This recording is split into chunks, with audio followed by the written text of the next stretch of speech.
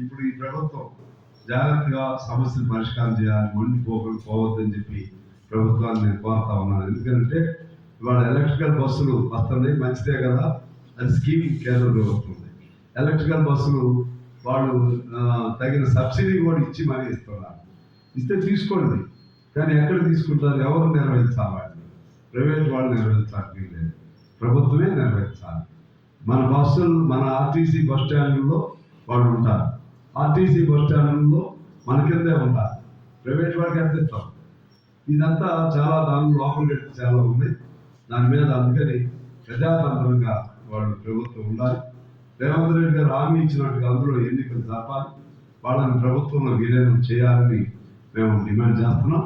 అదేవిధంగా మన ఉన్నారు అవుట్ సోర్సింగ్ ఇన్స్టిట్యూట్ ఉద్యోగస్తులు, మన కాంట్రాక్ట్ వర్కర్లు కొన్ని లక్షల మంది ఉన్నారు.